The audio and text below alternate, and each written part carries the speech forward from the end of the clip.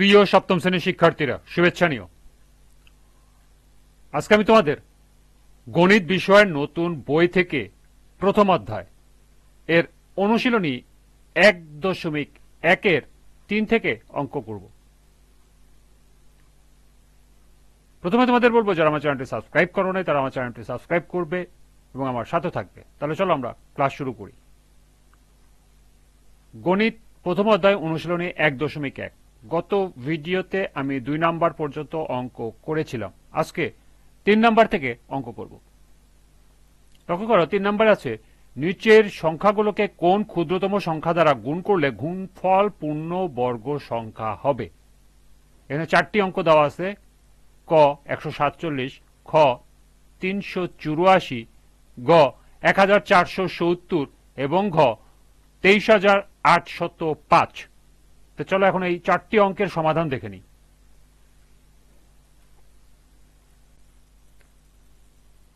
3 ক প্রথম অঙ্কটি ছিল 147। 147কে যদি আমরা মৌলিক গুণনীয়কের মাধ্যমে ভাগ করি 3 দিয়ে, তাহলে আসবে 49। 49কে দেখা যায় 7 দিয়ে বিভাজ্য, অর্থাৎ 7 7 49।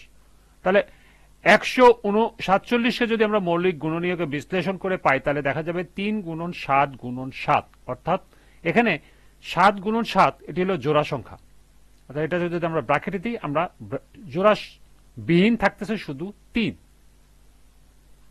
তাহলে যেহেতু 3 সংখ্যাটি জোড়াবিহীন, সুতরাং 147 সংখ্যাটি পূর্ণবর্গ সংখ্যা নয়। কারণ আমরা জানি যে পূর্ণবর্গ সংখ্যা হতে হলে মৌলিক গুণনীয়কের মাধ্যমে প্রাপ্ত যে সংখ্যাগুলো পাওয়া যাবে সেগুলো জোড়ায় জোড়ায় থাকবে। যেহেতু এখানে একটি জোড়াবিহীন শব্দ, অতএব এটি পূর্ণবর্গ সংখ্যা নয়। তাহলে সুতরাং 147কে যদি আমরা 3 দিয়ে গুণ করলে পূর্ণবর্গ সংখ্যা হবে। অর্থাৎ আমরা 147কে যদি আমরা 3 গুণ করি, সেই ক্ষেত্রেই পূর্ণবর্গ সংখ্যা হবে। অতএব নির্ণেয় ক্ষুদ্রতম সংখ্যা হবে 3 এবং এটি হলো উত্তর। 3 খতে আছে 384। এটাকে যদি আমরা মৌলিক গুণনীয়কে প্রথমে 2 দিয়ে ভাগ করি, আসবে 192। 192কে যদি 2 দিয়ে ভাগ করি, আসবে 96। এরপরে আমরা 2 দিয়ে ভাগ করব, আসবে 48। এভাবে মৌলিক গুণনীয়কে আমরা বিশ্লেষণ করে সর্বশেষ আমরা পাবো 3 2 6। অর্থাৎ আমরা যদি এটাকে মৌলিক গুণনীয়কে বিশ্লেষণ করি, তাহলে আসবে কি 2 × 2 × 2 × 2 × 2 এবং সর্বশেষ হলো 3। অর্থাৎ এখানে যদি আমরা জোড়া করি, এই 2 জোড়া, একটি এখানে একটি জোড়া, এখানে একটি জোড়া, অবশেষে এখানে একটি 2 আছে এবং অবশিষ্ট একটি 3ও আছে। সেটাই আমি এখানে লিখেছি এবং অবশিষ্ট 2 3টি আলাদা ব্র্যাকেট ছাড়া লিখেছি। তাহলে এখানে যেহেতু এই 2 × 3 এটা জোড়াবিহীন, তাহলে এই 348 যে সংখ্যাটা আছে এটা পূর্ণবর্গ সংখ্যা নয়। তাহলে আমাদের যদি পূর্ণবর্গ সংখ্যা করতে হয়, তাহলে আমাদের এই 3 × 2 অর্থাৎ 6, এই 6 দিয়ে যদি আমরা গুণ করি, তাহলে গুণফল হবে পূর্ণবর্গ সংখ্যা। সেটাই আমি এখানে লিখছি, 348 সংখ্যাটিকে 6 দ্বারা গুণ করলে গুণফল পূর্ণবর্গ সংখ্যা হবে। অতএব নির্ণয় ক্ষুদ্রতম সংখ্যা হবে 6।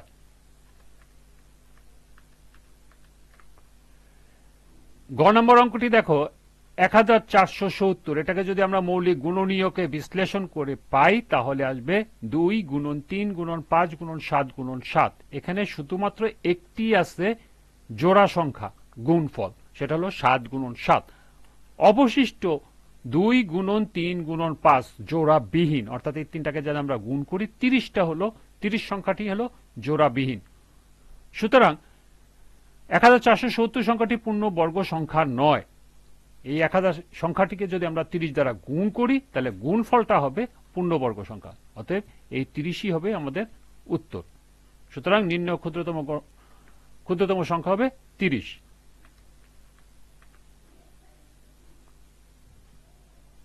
সর্বশেষ ছিল ঘ নাম্বার 23805। 23805কে যদি আমরা মৌলিক গুণনীয়কে বিশ্লেষণ করি, তাহলে দেখো আসবে 3 × 3 × 5 × 23 × 23। লক্ষ্য করো, এখানে 3 × 3, এখানে 2টি জোড়া সংখ্যার গুণ আছে, আবার এখানে 23 × 23, এখানে 2টি জোড়া সংখ্যার গুণ আছে। তাহলে অবশিষ্ট এই 5 জোড়াবিহীন। যেহেতু 5 সংখ্যাটি জোড়াবিহীন, সুতরাং আমাদের 23,805 সংখ্যাটি পূর্ণবর্গ সংখ্যা নয়। তাহলে আমরা যদি পূর্ণবর্গ সংখ্যা করতে চাই তাহলে আমাদের 23,805 সাথে 5 গুণ করতে হবে, গুণ করলে গুণফল পূর্ণবর্গ সংখ্যা হবে। সুতরাং নির্ণয় ক্ষুদ্রতম সংখ্যা হবে 5।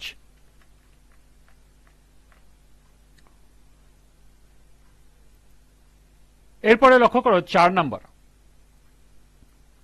নিচের সংখ্যাগুলোকে কোন ক্ষুদ্রতম সংখ্যা দ্বারা ভাগ করলে ভাগফল পূর্ণবর্গ সংখ্যা হবে। অর্থাৎ আগের অঙ্কে আমরা করেছি 3 নম্বরে কোন সংখ্যাকে গুণ করলে, কোন ক্ষুদ্রতম সংখ্যাকে দ্বারা গুণ করলে গুণফল পূর্ণবর্গ সংখ্যা হবে, আর বর্তমানে 4 নম্বর অঙ্কে আছে কোন ক্ষুদ্রতম সংখ্যা দ্বারা ভাগ করলে ভাগফলটা হবে পূর্ণবর্গ সংখ্যা।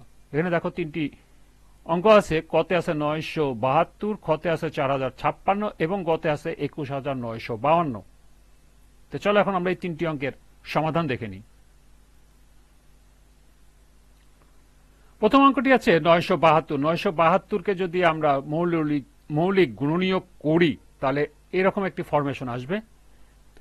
972কে মৌলিক গুণনীয়ক বিশ্লেষণ করে পাই 2 গুণন 2 গুণন 3 গুণন 3, 3-এর 5টি গুণন। অর্থাৎ আমরা এই 2-এর জোড়া একটি পাবো, 3-এর একটি জোড়া পাবো, 3-এর আরেকটি জোড়া পাবো, অবশিষ্ট আমার একটি 3 থেকে যাবে।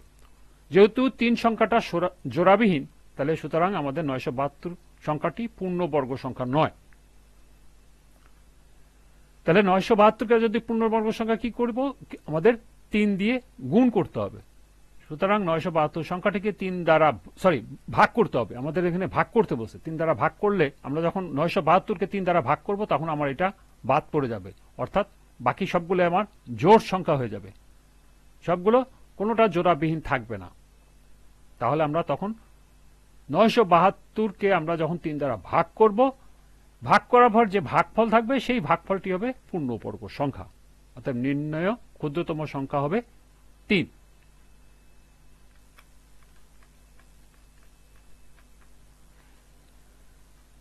চারের খ নাম্বার আছে, লক্ষ্য করো 4056। 4056কে যদি আমরা মৌলিক গুণনীয়ক করি তাহলে আসবে, এখানে দেখো 2-এর একটা জোড়া আসবে, এখানে 13-এর একটি জোড়া আসবে, অবশিষ্ট থাকবে 2 গুণন 3। এই 2 গুণন 3 অর্থাৎ 6 হলো জোড়াবিহীন অবস্থায় আছে। সুতরাং 4056 সংখ্যাটি পূর্ণবর্গ সংখ্যা নয়। তাহলে 4000 পূর্ণবর্গ সংখ্যা যদি আমরা করতে চাই তাহলে আমরা কি করব, 3 দুগুণে 6, এই 6 দিয়ে ভাগ করব।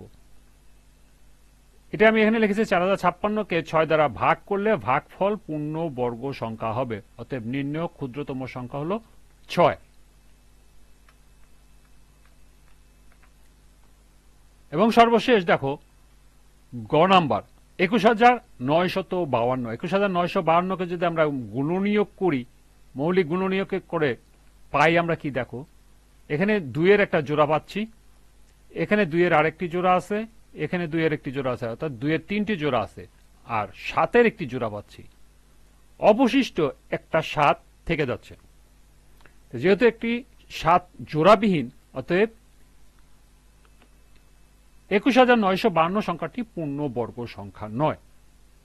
পূর্ণবর্গ সংখ্যা করলে কি করতে হবে, আমাদের এই 7 দিয়ে 21,952কে ভাগ করতে হবে, তাহলে সেটা হবে পূর্ণবর্গ সংখ্যা। সেটা আমি এখানে লিখেছি, 21,952কে 7 দ্বারা ভাগ করলে ভাগফল পূর্ণবর্গ সংখ্যা হবে। অতএব নির্ণয় ক্ষুদ্রতম সংখ্যা হলো 7 এবং এটাই হলো উত্তর।